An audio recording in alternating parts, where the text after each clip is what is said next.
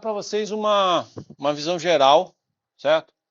Do que a gente vai fazer aqui na disciplina. Legal? A ideia dessa, vocês já devem ter visto um vídeo que eu coloquei lá na página da disciplina. É uma versão mais resumida disso aqui. A gente vai dar uma repassada e ouvir dúvidas e também vai falar principalmente da parte onde prática, onde vocês vão trabalhar. Eu não falei tanto lá no vídeo, certo? Então essa é uma disciplina compartilhada. Então, a gente tem gente aqui que vocês já viram, ciências exatas, e aí principalmente computação, mas eventualmente tem gente de outras áreas, a gente já teve, eu acho que no ano passado teve gente de estatística, eu não lembro. Mas às vezes vem gente de outras áreas também, tá? Biologia, então a gente tem a disciplina do IB, então tem gente que é biologia e saúde, tá certo? Eu acho que entrou da farmácia, você é da farmácia, né? Você, médica, então entrou pela saúde que eu abri a disciplina lá também, tá? Então,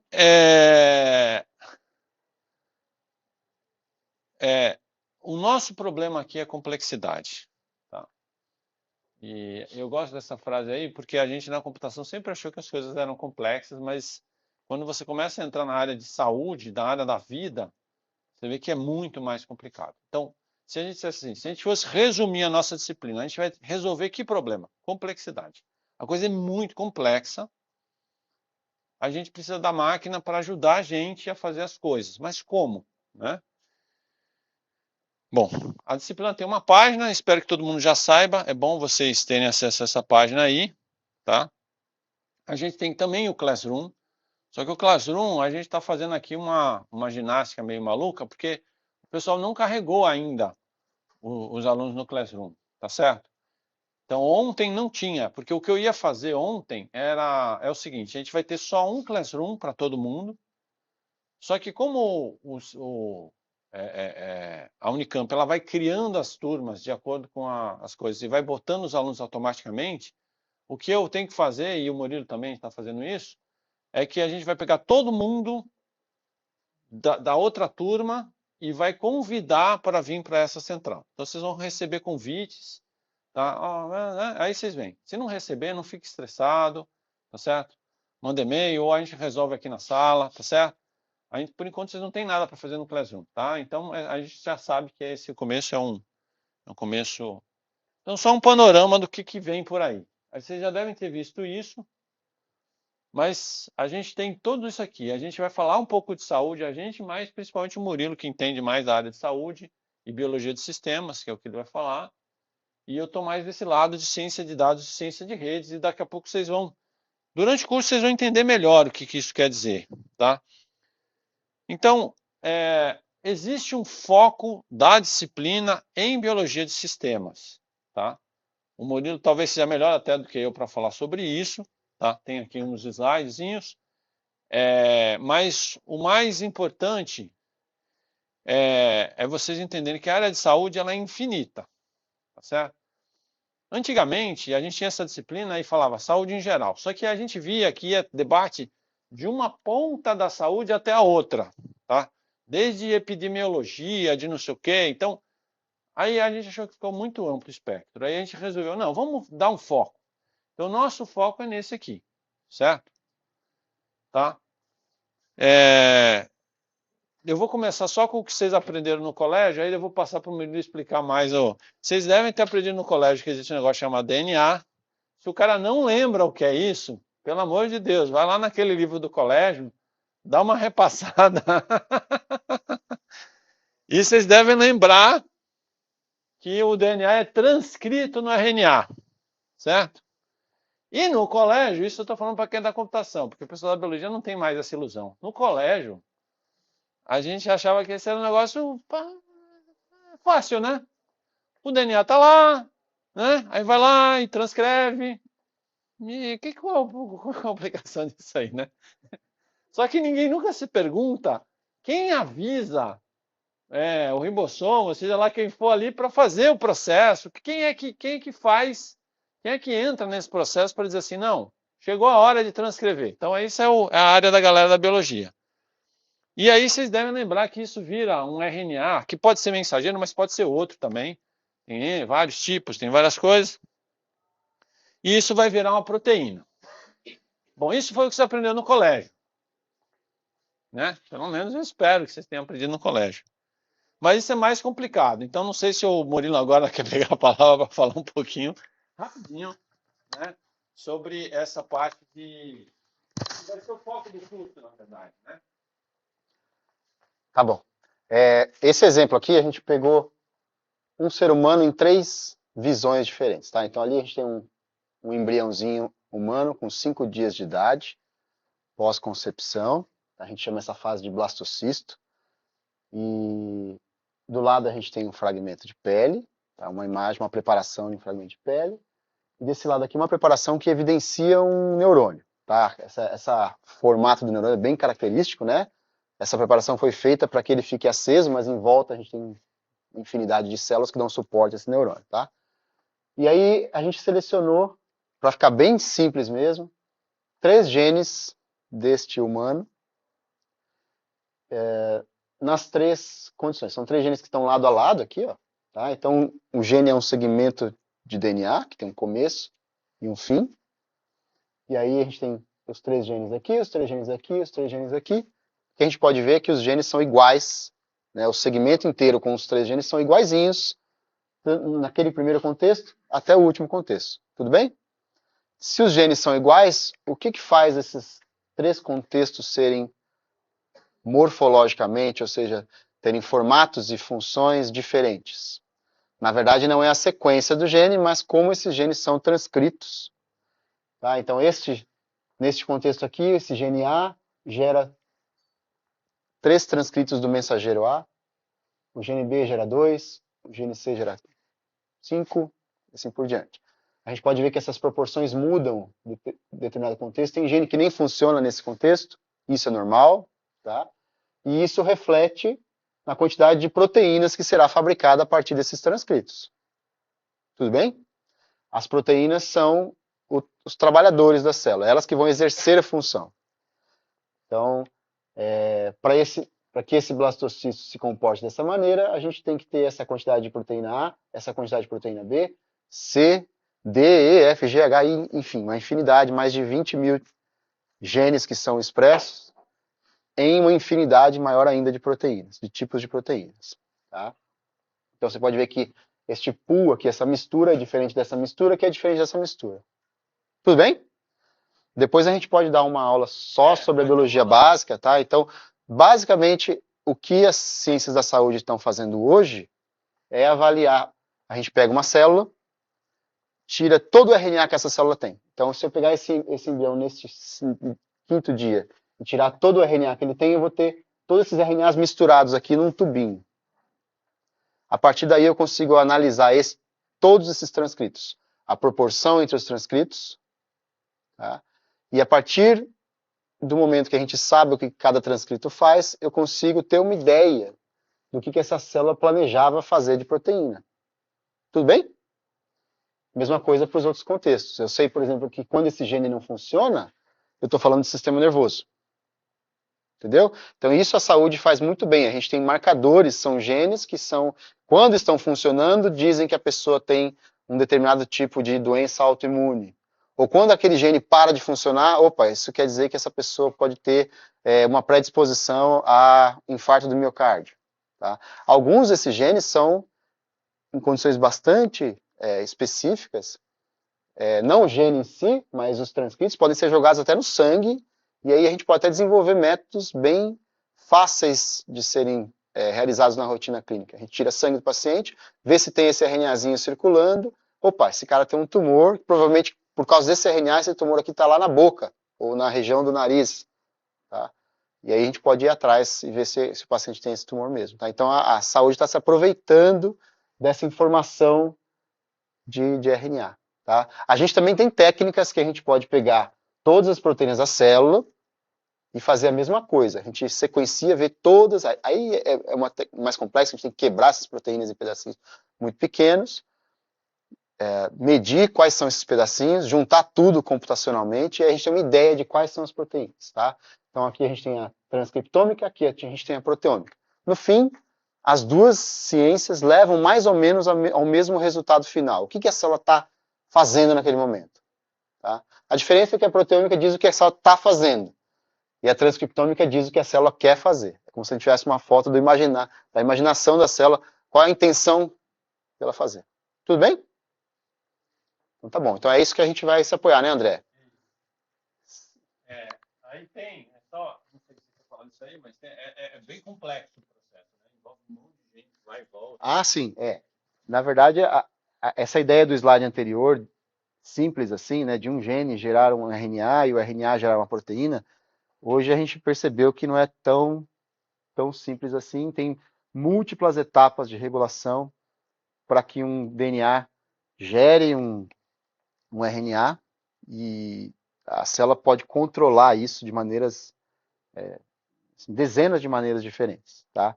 Desde, alguém mencionou aí de pegar dados de ATAC-seq, né? Desde o estado que aquele DNA está condensado e amassadinho, então se o DNA estiver muito amassado, o gene não pode ser lido pela maquinaria, então ele está completamente silenciado. Então, o estado de abertura do DNA ou de fechamento vai influenciar se aquele RNA vai ser lido.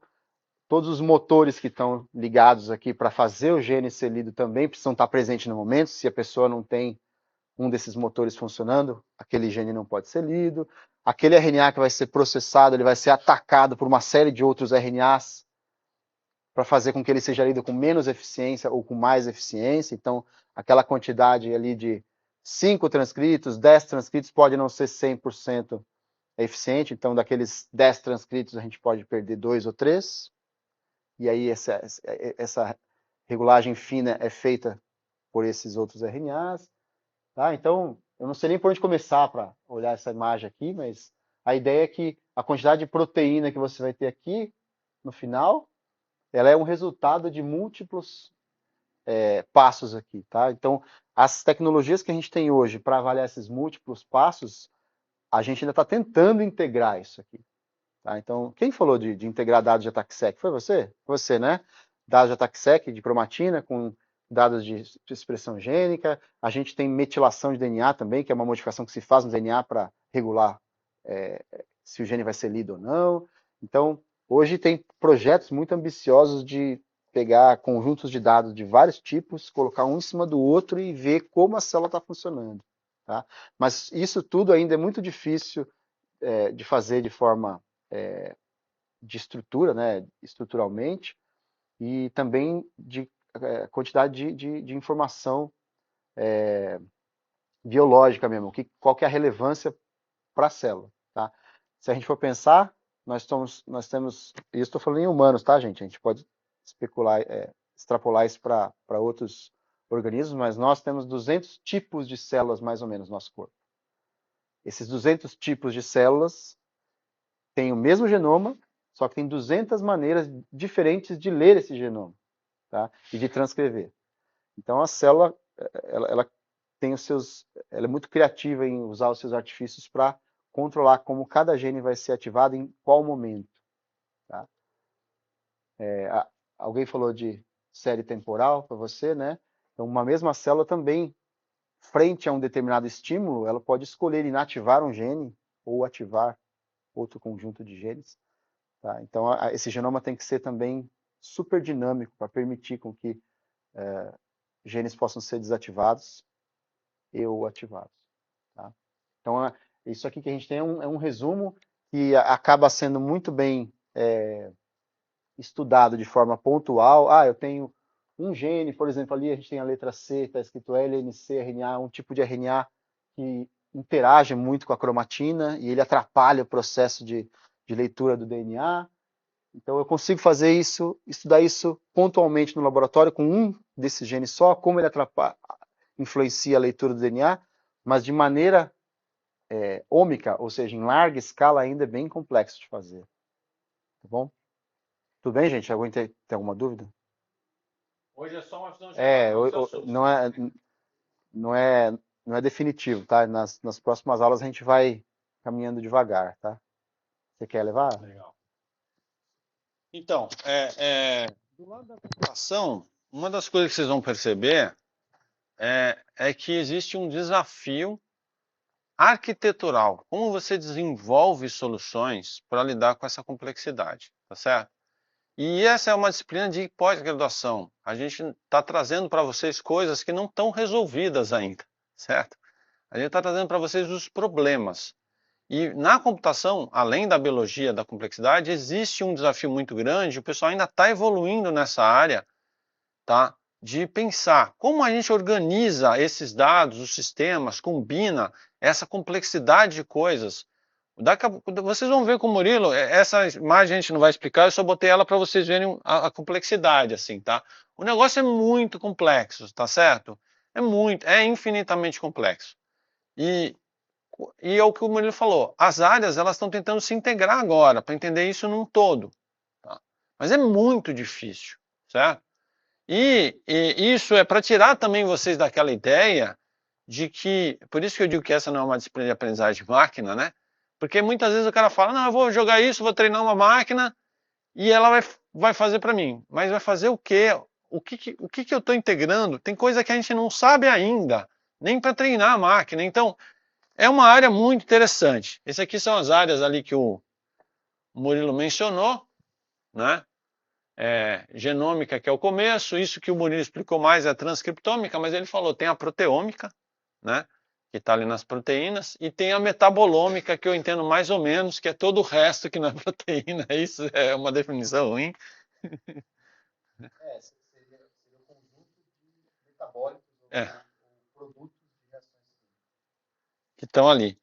E a gente não vai conseguir olhar isso tudo, tá certo? A gente viu pela experiência do semestre passado que esse aqui é o foco, tá? Quer dizer que se o cara trabalha com proteoma que ele não vai aprender, no final é como o Murilo falou, acaba sendo mais ou menos muito parecido aqui, tá certo? Tá? Não é que é a mesma coisa, mas é muito parecido, né? O plano e a realização, enfim. No final vocês vão aprender muita coisa que vai servir para qualquer uma dessas. Mas a ferramental até é bem semelhante. Exatamente. Expressão, um monte de coisa vai ser a mesma coisa, praticamente. Então,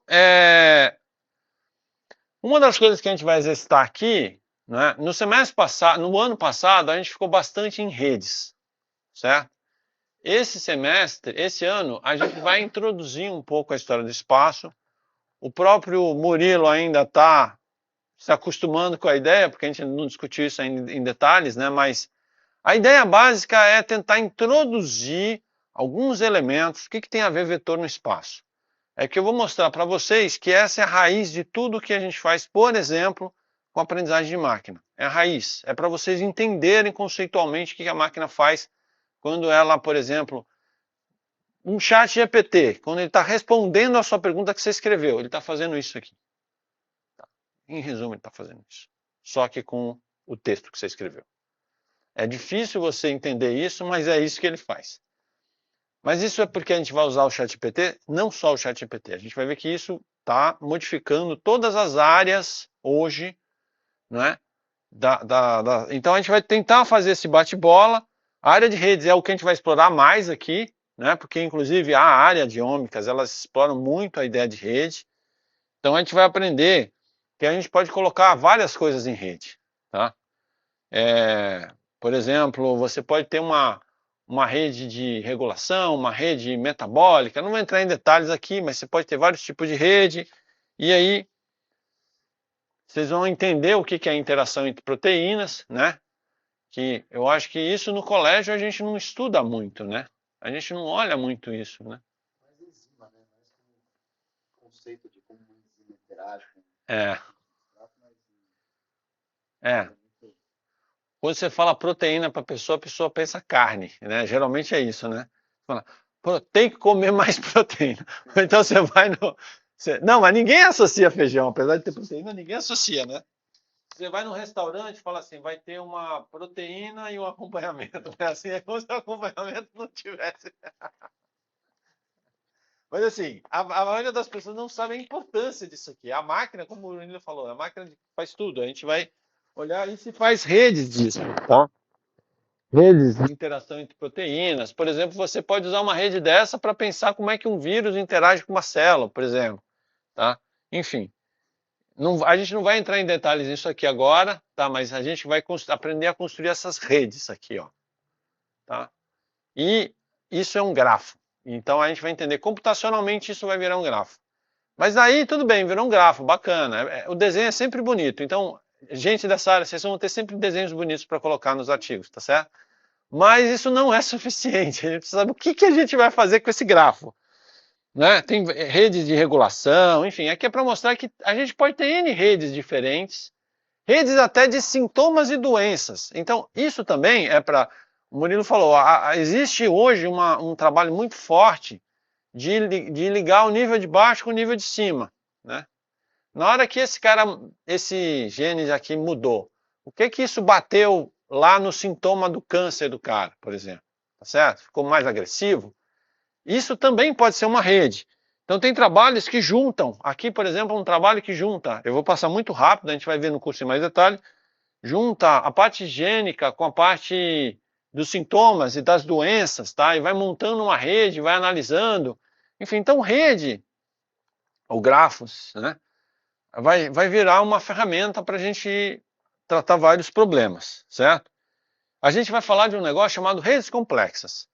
E a ideia de redes complexas é que, se a gente trabalha tanto com rede, será que a gente pode analisar características dessa rede para fazer um estudo? Por exemplo, existe um conceito chamado comunidade, como as coisas se agregam. Existe um negócio chamado hub, que são os caras mais centrais. Motifs, que são padrões que se repetem recorrentemente. Tudo isso é estudado, né?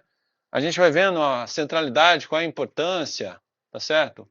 Comunidades, tudo isso você vai olhar a rede, motifs estão dizendo o que a célula está tentando fazer naquele momento. Tudo isso, então, passa... A gente tem a ideia de predição de link, a gente tentar prever algum tipo de interação, certo? Então, esse é um lado, tá? É um lado onde a gente vai olhar as coisas como se fosse uma rede de coisas interligadas e tudo que a gente pode fazer com isso, certo? E do outro lado, o que a gente vai olhar? Existe uma outra área que, ao mesmo tempo, ela é uma perspectiva diferente, mas ela pode ser complementar, que é você olhar as coisas no espaço. O que significa olhar as coisas no espaço? Eu vou falar muito rápido aqui, a gente vai ter uma aula mais detalhada sobre isso, tá? Inclusive, já tem um vídeo que eu gravei para outra disciplina, mas que eu vou botar disponível se vocês quiserem assistir, que eu detalho a história de vetores no espaço. Mas a ideia básica é que você pode representar elementos, entidades, vamos chamar aqui. Aqui são zumbis, mas poderia ser qualquer coisa, tá? Com um vetor, não é? Cada linha dessa é um vetor que a gente chama, e a gente chama de vetor de características, certo? A gente gosta de chamar features, o pessoal de computação adora falar features, certo? Porque features parece um nome que vale qualquer coisa, genérico assim, né?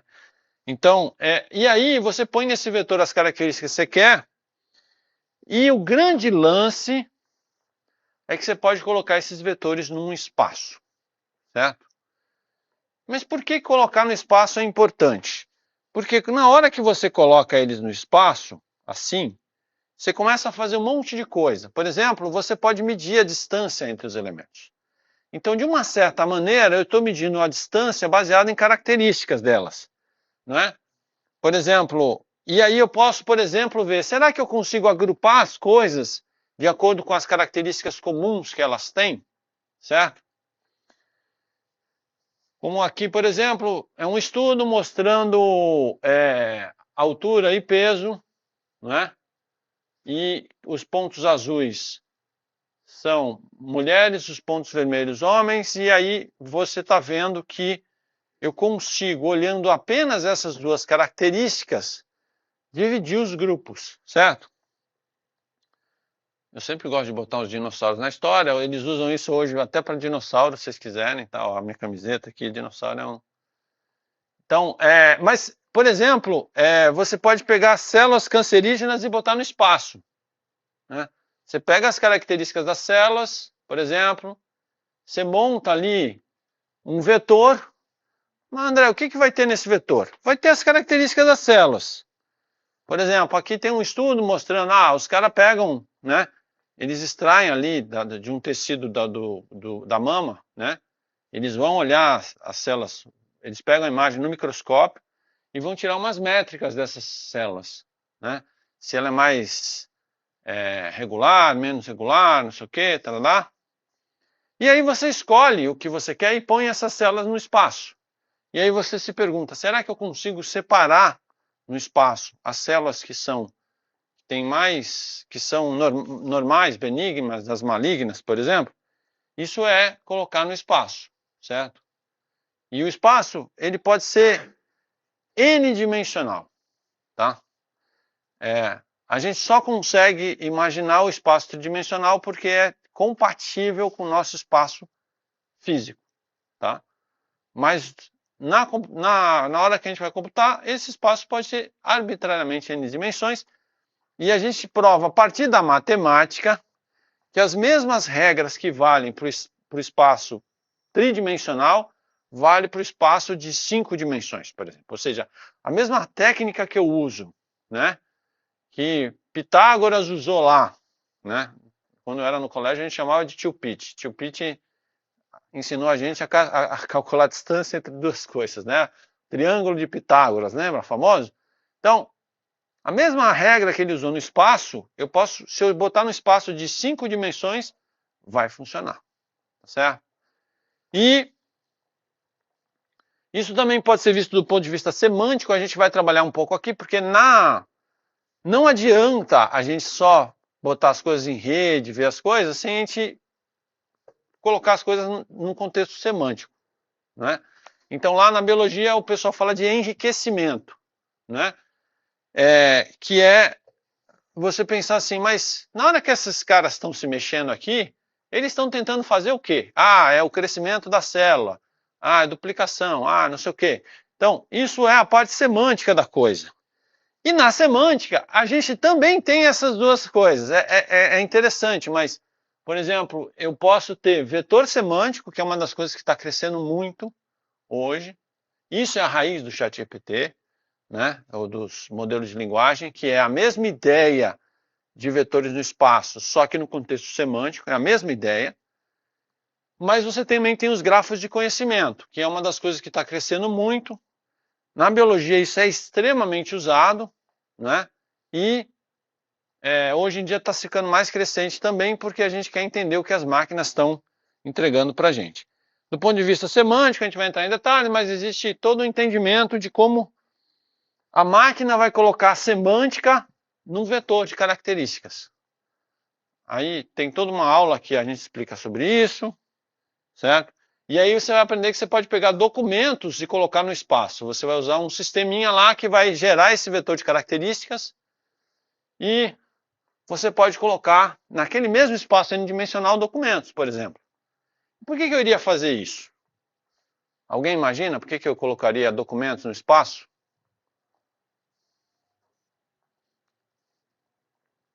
Fala. A variação de uma série temporal, por exemplo, você pega vários artigos, interpreta como que os artigos na mesma área mudaram ao longo do tempo. No quesito, por exemplo, eles focaram mais nesse âmbito ou nesse âmbito. Pode ser, pode ser. Eu acho que eu capturei sua ideia. Se eu imaginar que eu posso agrupar esses caras e olhar no tempo, eu posso ver como esses agrupamentos ou essas tendências elas vão mudar, né? O que mais? Alguém imagina? Por exemplo, eu vou mostrar um exemplo de um trabalho que um aluno meu está fazendo, que é esse agrupamento. Por exemplo, eu tenho um aluno que a gente pegou os prontuários de um hospital, tá certo? A gente pegou cada texto e colocou. A gente chama máquina de moer carne, tá? A gente joga o documento, depois vocês vão entender como, mas vai sair um vetor de características, que nem aquele outro que a gente viu. E a gente põe no espaço, tá certo? Aí você vai pegar, e aí pede para a máquina agrupar. Aí você, não, esse grupo aqui o que que é? Não, esse grupo aqui é um monte de paciente que teve infarto. Como é que a máquina conseguiu agrupar a galera que teve infarto olhando o texto inteiro? A gente vai discutir um pouco sobre isso aqui. Então é um pouco isso que é colocar as coisas no espaço. O pessoal de proteína está usando muito isso, tá certo? Porque proteína é uma sequência enorme de coisas. Como é que eu olho essa proteína? Como é que eu comparo? Então você pode produzir o que a gente chama esse vetor de características das proteínas. Aqui eu não tenho imagem, mas... E aí você pode agrupar as proteínas que são mais parecidas, tá? E inclusive encontrar proteínas que têm semelhanças ou diferenças, enfim. Na área de grafos, eu mostrei para vocês um grafo que liga coisas funcionalmente, por exemplo. Mas eu também posso fazer um grafo de conhecimento. E na biologia isso tem várias áreas. Por exemplo, existe o Gene Ontology, que é um mega grafo que tenta ligar processos biológicos e tudo que vocês imaginam aí, tá? Então a gente vai aprender um pouquinho sobre como o mesmo grafo, a mesma ideia de grafo que você usa para uma coisa, você pode usar para representar conhecimento e o que a máquina faz com isso, tá? E aí tem a parte do que a gente chama de enriquecimento. O que é o enriquecimento? Ah, tá bom. Eu descobri, depois a gente vai, o Murilo falou sobre expressão, né? A gente descobriu que tem um padrão aqui de RNA que está se expressando bastante e está me dizendo que tem alguma coisa. Mas o que é essa alguma coisa? Né? Em que esse pessoal está envolvido? Tá? Então, é isso que é um enriquecimento semântico. Né? É como se eu tentasse desvelar qual é a trama que a célula está fazendo ali na hora que ela, né? Ou o câncer, às vezes, né? Não, esse câncer aqui, ele está tentando não morrer mais, né? Que é evitar a morte celular. Ele está tentando aqui, ele está mexendo nessa galera aqui e essa galera está envolvida com a morte. Então, ele está desativando o pessoal para não morrer mais, tá? É isso que é enriquecimento. Aqui é um exemplo de você pode pegar um paciente, né?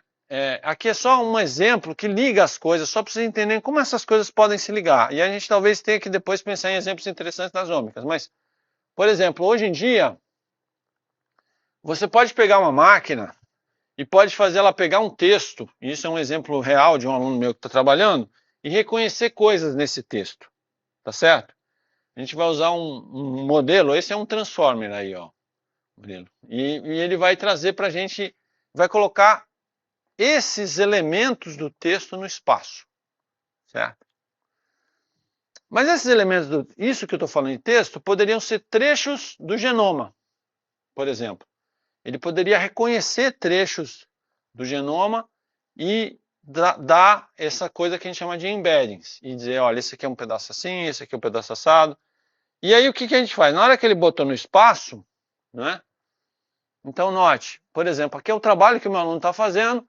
Você imagina que você pega um texto de prontuário, né? E aí você pega os vários sintomas, né? Aqui você tem os prontuários, aqui você tem os vários sintomas, e aí você vai analisando, caracterizando cada um desses textos, do que eles estão falando, né? Ah, esse cara aqui está falando de medicação, que medicação? Esse cara está falando de infarto, não está? O paciente teve febre, não teve? Então você começa a colocar esses caras no espaço. E na verdade você consegue então pegar esses prontuários e baseado nessas características que eu identifiquei, colocá-las no espaço. Tá? Eu estou falando muita coisa ao mesmo tempo, é só para dar uma visão, não se assustem. Tá? E da mesma técnica eu posso transformar numa rede. Como assim numa rede? Eu consigo pegar os prontuários dos pacientes, reconhecer as coisas e criar um grafo de conhecimento representando essas coisas. Certo? E aí esse grafo de conhecimento eu posso usar para pegar, por exemplo, vários prontuários de vários pacientes e posso alinhar. Por exemplo, imagina que seja pericardite aguda, né? Eu posso pegar vários grafos de conhecimento e posso tentar me perguntar o que é caracteristicamente um paciente que tem pericardite aguda em termos de grafo de conhecimento. Eu posso combinar essas coisas. Tá? Enfim. Legal. Quais são os desafios dessa disciplina? O que a gente vai trabalhar? Em linhas gerais, a gente vai falar dos modelos. Então, a gente vai ter que aprender a trabalhar com modelos. A gente vai começar com o mais simples, entendendo o que é uma tabela, o que é um grafo. O Murilo adora tabelas, né? A gente vai que é um grafo? Então, o pessoal da biologia, a gente vai, ou da saúde, a gente vai trabalhar bem no básico mesmo, vai entender as coisas. Vai ter hora que o pessoal da saúde vai ter que ter paciência, vai ter hora que o pessoal da computação vai ter que ter paciência, vai ser assim um pouco, e aí vocês vão interagir, tá? A gente vai falar de análise, né? Então, em termos de análise, a gente quer mostrar para vocês que existe um universo aí afora, muito amplo de possibilidades, de descoberta de coisas, tá certo? Então, a gente vai falar sobre como partir de perguntas de pesquisa. O que você quer responder?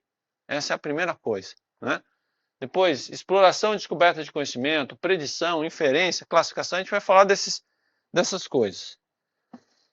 A gente vai falar um pouco dentro do método científico, como a ciência faz, né? Como o Murilo falou, tá bom, eu quero provar que quando o cara tem tal câncer, tem tal marcador, como é que eu faço isso cientificamente? Como é o método?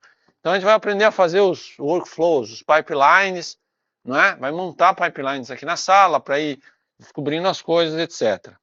Vão ter ferramentas, a gente vai aprender um monte. Uma experiência que a gente fez no semestre passado, que a gente vai intensificar esse semestre, é que a gente vai ter ajuda de modelos de linguagem, os chat GPTs da vida ou outros, né? A gente vai, aqui é uma experiência que a gente fez no semestre passado, tá? A gente vai fazer de novo esse semestre, vai melhorar, né? Então a gente vai ter modelos que vão ajudar a gente. A gente teve uma palestra sobre visualização também, que é legal, né? Aprendizagem de máquina, como eu falei, vai ser sempre uma espécie de ajuda nossa, né? Os caras, as máquinas.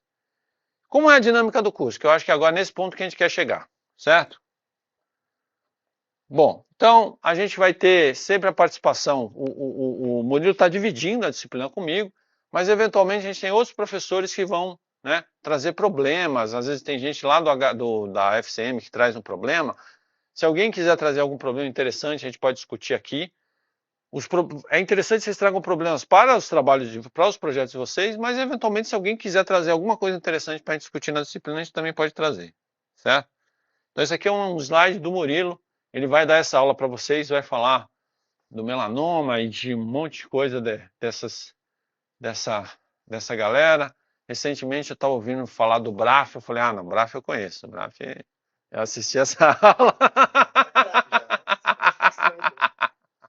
Não, é porque teve não sei o que no BRAF. Não, BRAF eu sei quem é.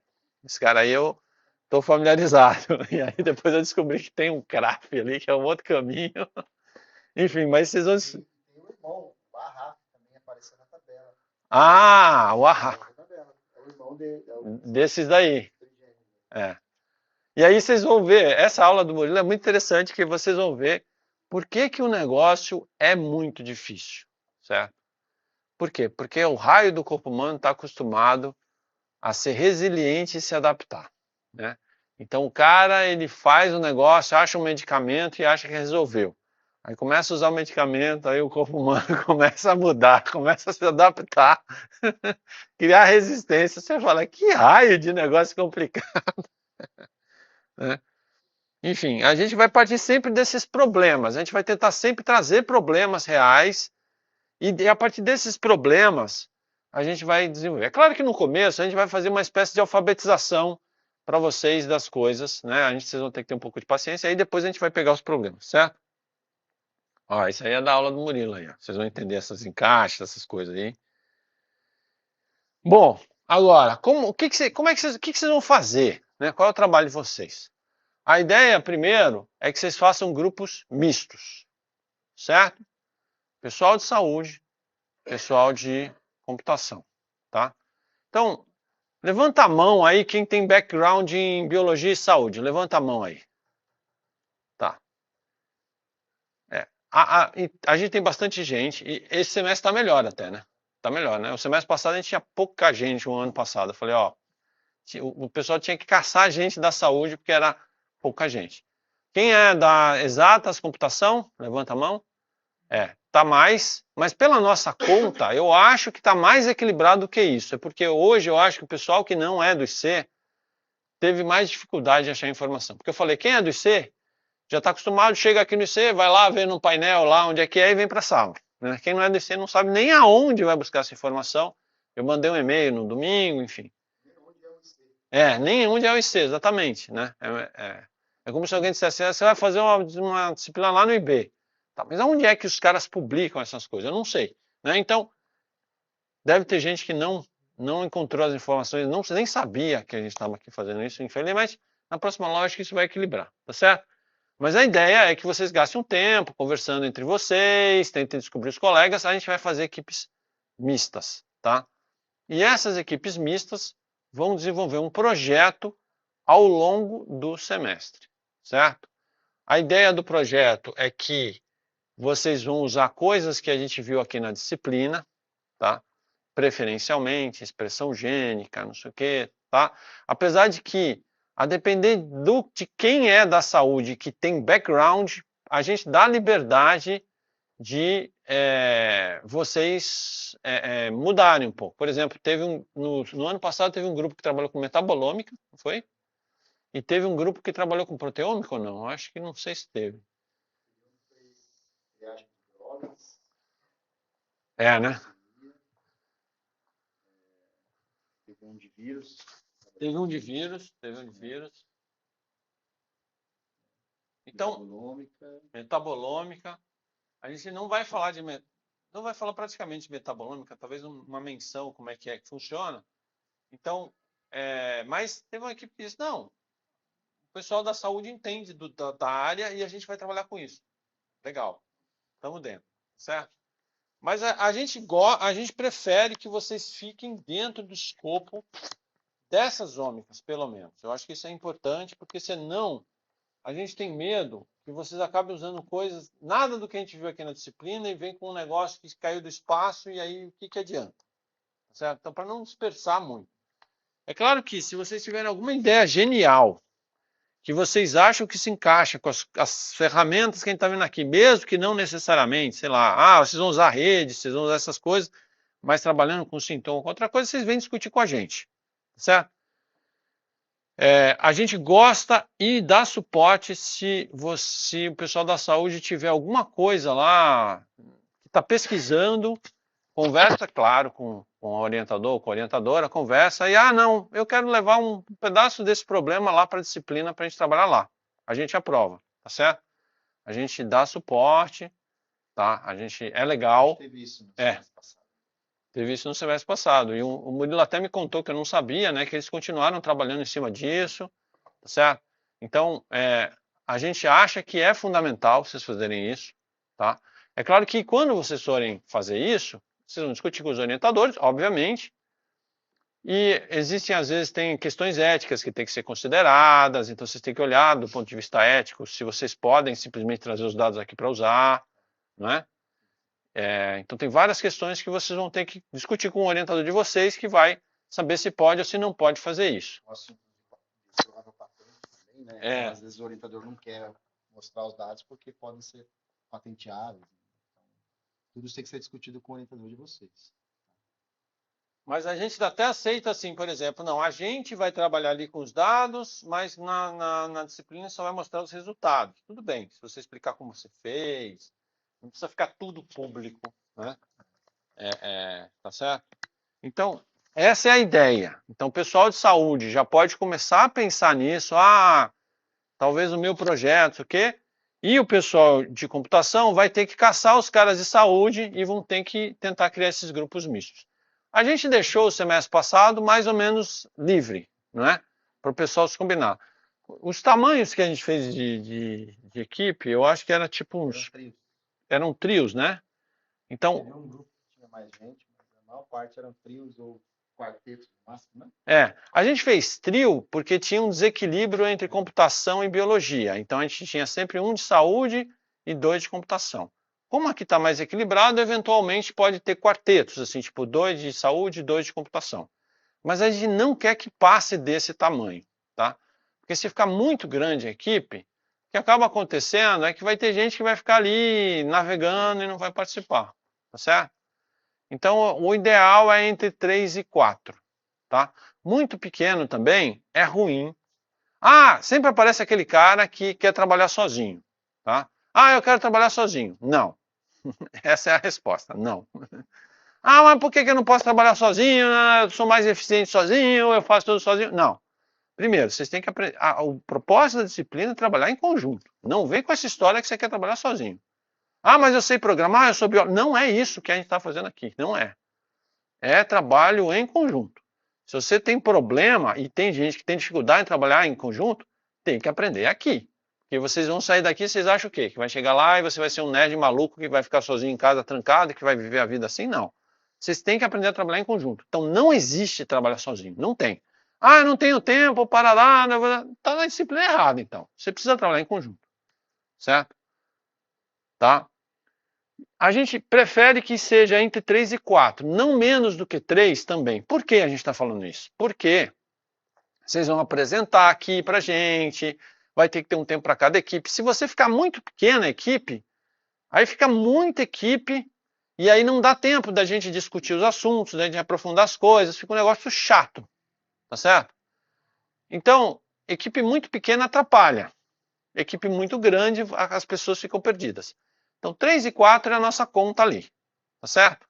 Tentem chegar nesse número aí, tá? Vai ter um tempinho aí, depois da aula vocês deveriam ir buscar os seus colegas, tá certo?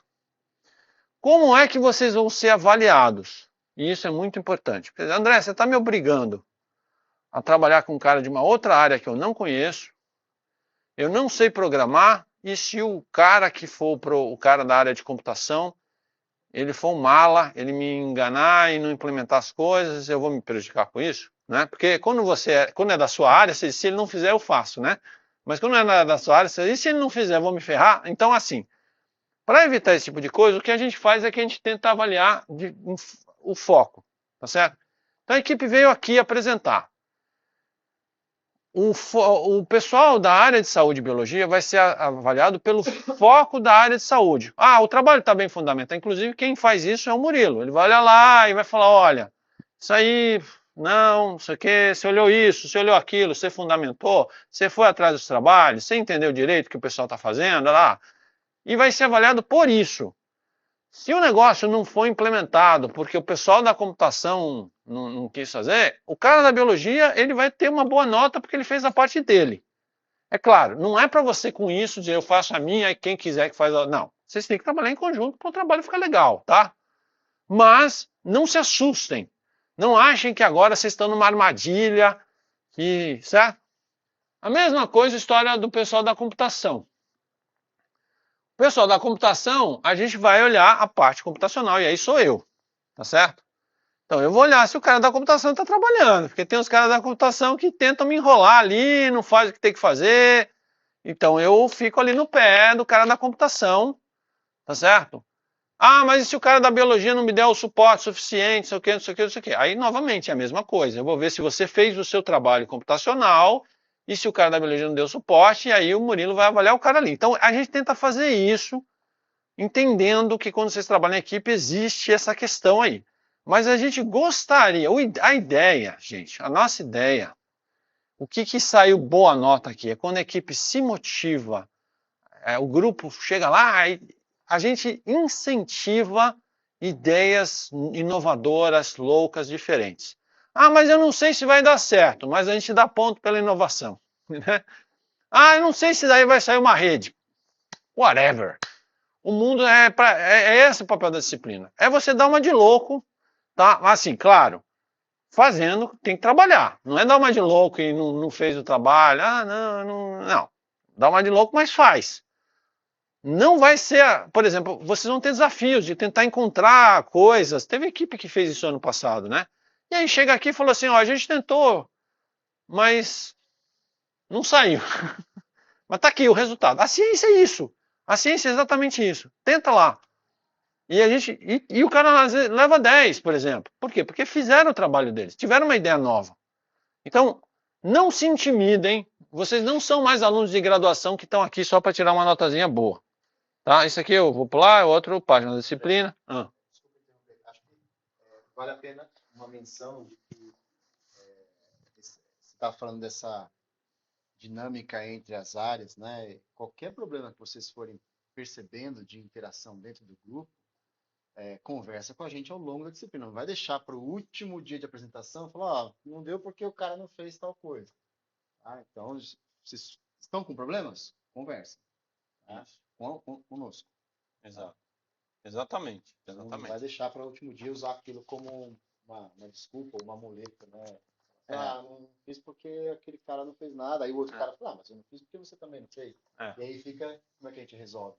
Tá? Então, qualquer desequilíbrio nessa dinâmica, conversem. Vocês podem trazer o grupo inteiro. Ó, estamos com um problema para resolver tal coisa. Ou vem de forma particular, falar, não estou conseguindo trabalhar dessa maneira.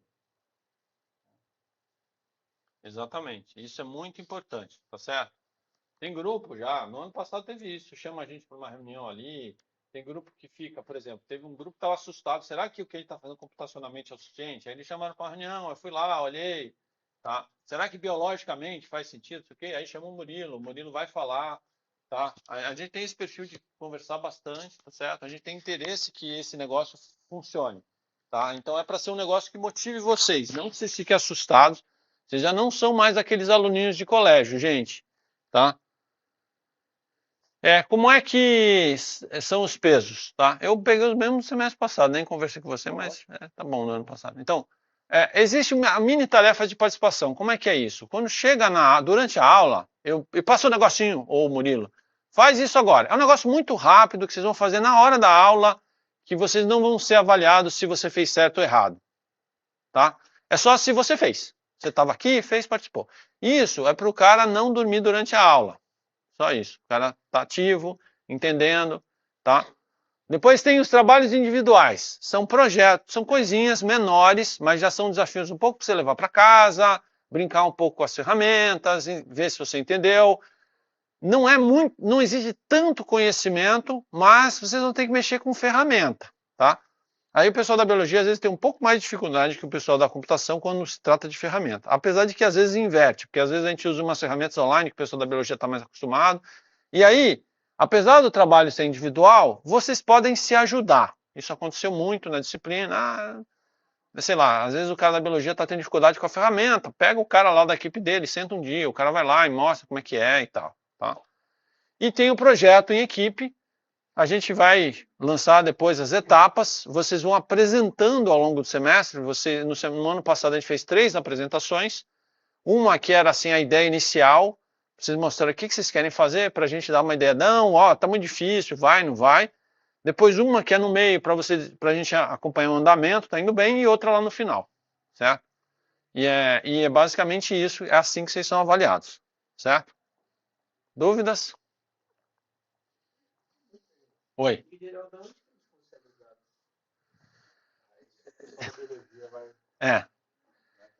Depende do projeto. Agora, uma das coisas que eu sempre comento com o Murilo é que eu já trabalhei em muitas áreas na minha vida.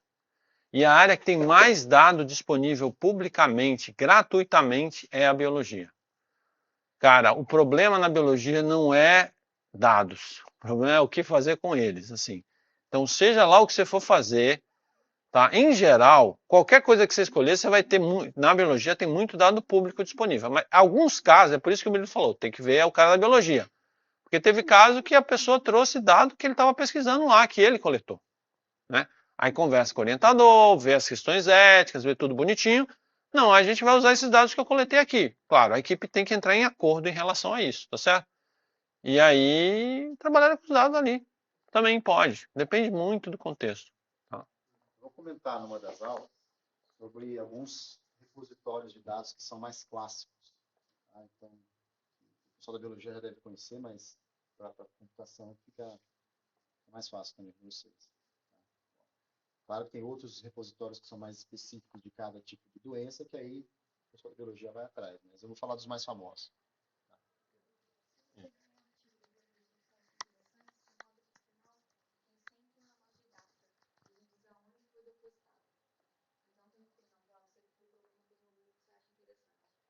Aí você lê o artigo e no final tem onde está disponível aquele dado. Na verdade, o que vocês vão aprender é que realmente o pessoal da biologia, em termos de dados, é um orgulho.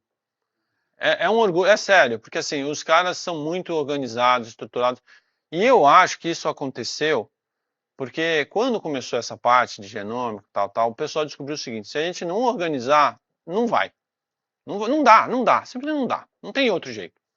Não é como outras áreas, entendeu? Que o cara ali pega ali artesanalmente, né, sei lá, área de clínica, pega ali o sintoma, vai aprender. Não dá. Né? Porque eu trabalho com o pessoal da área clínica e também trabalho com grande volume de dados. Mas tem muita gente que vai pegar cada prontuário de paciente, vai olhar, faz o aluno pegar os dados até na mão, às vezes. Né? Transcreve tudo. Ainda dá. Mas quando chegar aqui, cara, não dá. E aí eu acho que é por isso que eles se organizaram muito para ter dados, né? É uma área que é um orgulho realmente, tá certo? Então é isso, tá? Então nós estamos concluindo aqui a apresentação da disciplina. Aí se vocês quiserem aproveitar esse espaço final para conversar com os colegas, gente, vou encerrar o vídeo aqui, tá?